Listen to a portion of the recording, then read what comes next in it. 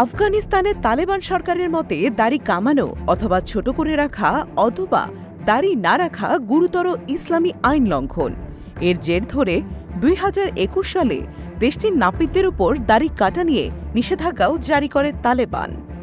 এবার দাড়ি না রাখার দায়ে তালেবান সরকারের নৈতিকতা মন্ত্রণালয় নিরাপত্তা বাহিনীর 280 জনের বেশি সদস্যকে বরখাস্ত করেছে। এছাড়া দেশটিতে গত বছরে অশ্লীল কর্মকাণ্ডের অভিযোগে 13,000-এর বেশি মানুষকে আটক করা হয়েছে। 20 আগস্ট মঙ্গলবার তালেবান কর্মকর্তারা এই তথ্য জানিয়েছেন। ব্রিটিশ বার্তা সংস্থা রয়টার্সের এক প্রতিবেদনের বরাতে এ তথ্য সামনে আসে।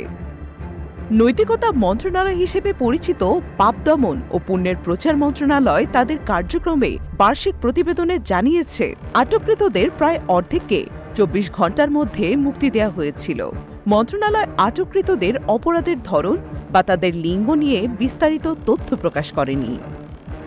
মন্ত্রণালয়ের পরিকল্পনা ও আইন পরিচালক মহিবুল্লাহ মুখলিস এক সংবাদ সম্মেলনে জানান, গত বছরে তারা 21,328টি বাদ্যযন্ত্র ধ্বংস করেছে এবং হাজার হাজার কম্পিউটার অপারেটরকে বাজারে অশ্লীল ও অনৈতিক চলচ্চিত্র বিক্রি থেকে বিরত রেখেছে। তিনি আরও জানান, 280 জন নিরাপত্তা বাহিনীর সদস্যকে দাড়ি না রাখার কারণে বরখাস্ত করা হয়েছে। তাদের ইসলামী আইন অনুসারে এ পদক্ষেপ নেওয়া হয়েছে। 2021 সালে তালেবান আফগানিস্তানের ক্ষমতা দখলের পর এই নৈতিকতা মন্ত্রণালয় গঠন করা হয়। তখন নারী বিষয়ক মন্ত্রণালয় বাতিল করা হয়েছিল। জাতিসংঘ ও বিভিন্ন মানবাধিকার সংগঠন নারীদের ওপর বিভিন্ন বিধিনিষেধ ও মত প্রকাশের স্বাধীনতা খর্ব করায় তালেবান শাসকদের সমালোচনা করে আসছে। এদিকে জাতিসংঘের আফগানিস্তান মিশন জানিয়েছে, নৈতিকতা মন্ত্রণালয়ের কর্মকর্তারা মাঝে মাঝে নারী আটক করে থাকেন। বেশিরভাগ ক্ষেত্রে ইসলামী পোশাক বিধি না মানার অভিযোগে তাদের আটক করা হয়। কখনো কখনো তাদের কয়েক ঘন্টার জন্য আটক রাখা হয়েছে। যদিও তালেবান এই অভিযোগগুলোকে ভিত্তিহীন বলে অভিহিত করেছেন। গোষ্ঠীটি জানিয়েছে, তারা ইসলামী আইন এবং আফগান রীতিনীতি অনুসারে এসব নিয়ম প্রয়োগ করছে। মুখলিস জানিয়েছেন, আফগানিস্তানে তারা নারী বিক্রির মাত্র 200টি এবং নারীর প্রতি সহিংসতার 2,600টির বেশি মামলা প্রতিরোধ করেছেন।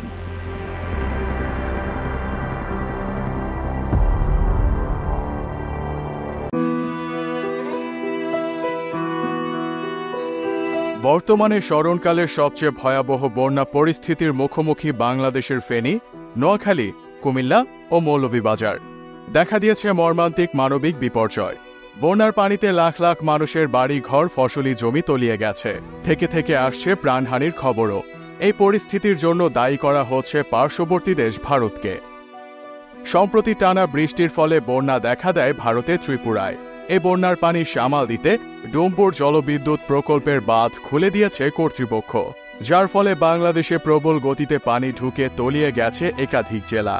কিন্তু এসবের মধ্যেই বাংলাদেশি বন্যা দুর্গতদের নিয়ে নির্লজ্জ হাস্যরস করেছে ভারতীয় সংবাদ মাধ্যম জি24 ঘণ্টা, যা দেখে মনে হয়েছে এত বিশাল দুর্ভোগের মুখে বাংলাদেশকে ঠেলে দিয়ে যেন অদ্ভুত এক আনন্দ পেয়েছে ভারত।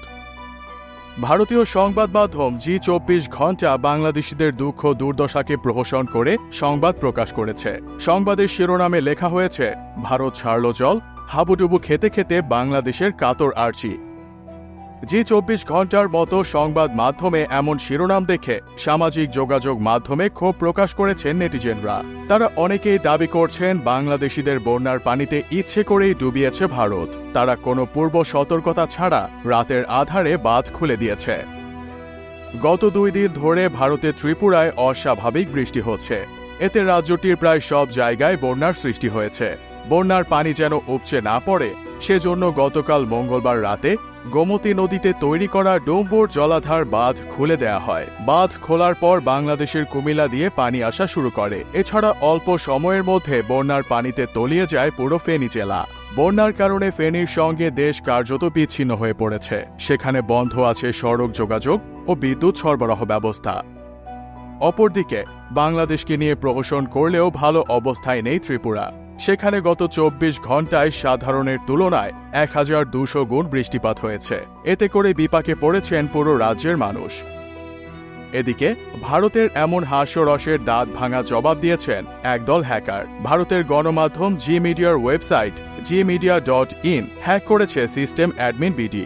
21 আগস্ট বুধবার দিবাগত রাত 12টার পরে ওয়েবসাইটে প্রবেশ করে স্বাভাবিক তথ্যের পরিবর্তে বাংলাদেশের বন্যা নিয়ে একাধিক বার্তা দেখা যায়।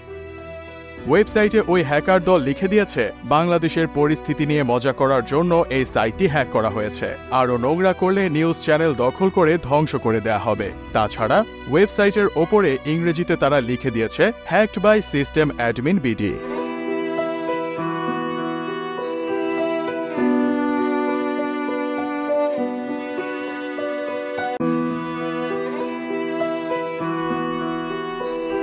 টানা বৃষ্টিপাত ও ভারতের ত্রিপুরা রাজ্যের ডুম্বর জলবিদ্যুৎ প্রকল্পের বাঁধ খুলে দেওয়ার কারণে উজান থেকে বানের পানি ঢুকতে থাকায় বাংলাদেশের ফেনী, নোয়াখালী, কুমিল্লা ও মৌলভীবাজার সহ 6টি জেলায় স্মরণকালের ভয়াবহ বন্যা দেখা দিয়েছে।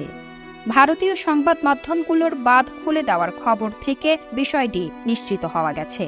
এই তথ্যের ভিত্তিতেই বাংলাদেশ বন্যা পরিস্থিতি নিয়ে ভারতকেই দোষারোপ করছে।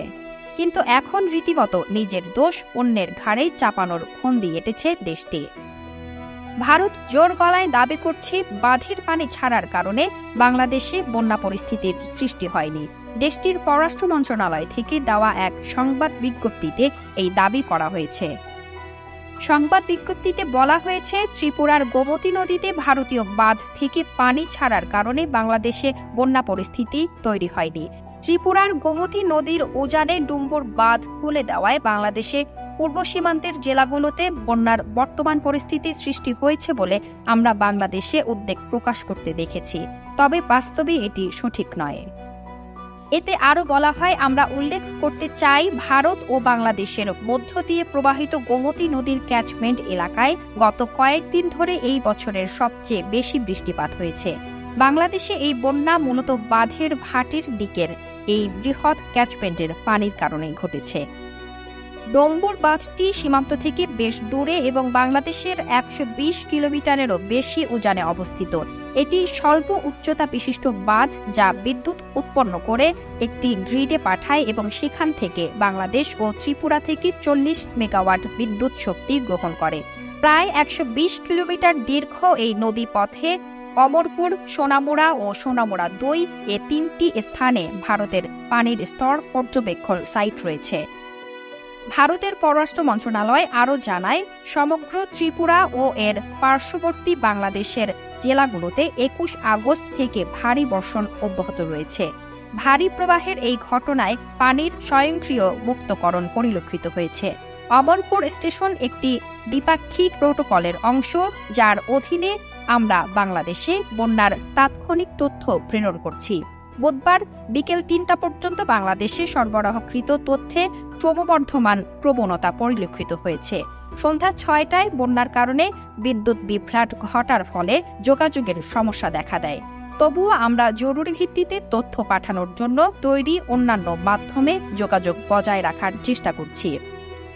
সবশেষে সংবাদ বিজ্ঞপ্তিতে বলা হয়, ভারত ও বাংলাদেশের মধ্যে অভিন্ন নদীতে বন্যা একটি যৌথ সমস্যা, যা উভয় পক্ষের জনগণের জন্য দুর্ভোগ সৃষ্টি করে এবং এর সমাধানের জন্য ঘনিষ্ঠ পারস্পরিক সহযোগিতা প্রয়োজন।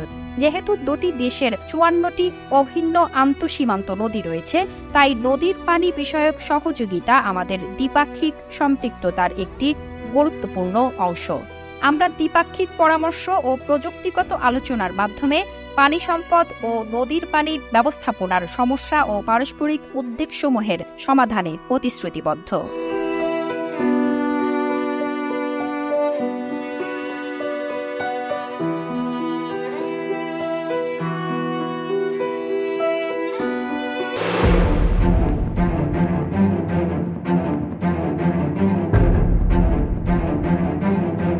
সম্প্রতি ছাত্র জনতার আন্দোলনের মুখে গত 5 আগস্ট শেখ হাসিনা সরকারের পতনের পর দেশের ক্ষুব্ধ জনতা ব্যাপক ক্ষোভ ঝাড়তে শুরু করে বিভিন্ন সরকারি সম্পত্তির উপর, যার ধারাবাহিকতায় রাজধানী সহ সারা দেশে প্রায় 1,500 ভাস্কর্য, মুরাল ও স্মৃতিস্তম্ভ ভাঙচুর করে বিক্ষুব্ধ জনতা।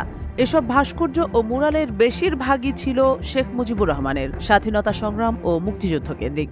এই ঘটনাকে কেন্দ্র করে বাংলাদেশের সাবেক রাষ্ট্রপতি শেখ মুজিবুর রহমানকে নিয়ে বিস্ফোরক মন্তব্য করেছেন পাকিস্তানের প্রধানমন্ত্রী শেহবাজ শরীফ।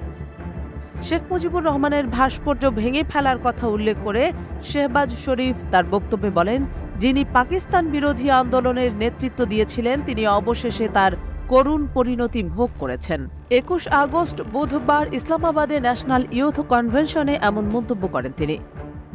১৯৭১ সালে বাংলাদেশের মহান মুক্তিযুদ্ধের সময় এদেশের সাধারণ মানুষের উপর নির্বিচার নির্যাতন ও হত্যাযজ্ঞ চালায় পাকিস্তান। এরপর দীর্ঘ ৫৩ বছর কেটে গেছে। তবে এই সময়কালে পাকিস্তান কখনোই সে সময়ের ঘটনাকে কেন্দ্র করে বাংলাদেশের কাছে ক্ষমা চায়নি, এমনকি অনুশোচনামূলক কোনো বক্তব্যও দেয়নি। উল্টো বাংলাদেশে কখনো কোনো আন্দোলন বা বিক্ষোভ দেখা দিলেই মুক্তিযুদ্ধের উদাহরণ টেনে এনে কটাক্ষ ও উস্কানিমূলক মন্তব্য করে ইসলামাবাদ। এবার এমন আচরণের পুনরাবৃত্তি ঘটালো দেশটি। ভাস্কর্য ভাঙচুরের প্রসঙ্গ টেনে এনে প্রধানমন্ত্রী শেহবাজ শরীফ আরও বলেন, যিনি খারাপ কাজ করবেন তা ফের তার উপরই আসবে। শেখ মুজিবুর রহমান এই অবিভক্ত পাকিস্তানকে দুই ভাগ করেছিলেন। এত বছর পর হলেও তিনি তার অপকর্মের ফল ভোগ করলেন। তরুণদের উদ্দেশ্য করে তিনি বলেন, আমরা যদি পাকিস্তানকে পরিবর্তন করার প্রতিজ্ঞা করি তখন খুব বেশি দূরে নয় যখন দেশটি একটি মহান জাতি হিসেবে আবির্ভূত হবে। আজকের পাকিস্তান এবং বিরাজমান পরিস্থিতিতে রাজনীতিবিদ এবং জাতীয় প্রতিষ্ঠানগুলোকে সাংবিধানিক এবং অর্থনৈতিক সীমাবদ্ধতাকে মাথায় রেখে ঐক্যবদ্ধভাবে দেশের সেবা করতে হবে। যদি আমরা তা করতে পারি তবে ইতিহাস আমাদের চিরকাল মনে রাখবে, অন্যথায় ভবিষ্যৎ প্রজন্ম আমাদের কখনোই ক্ষমা করবে না।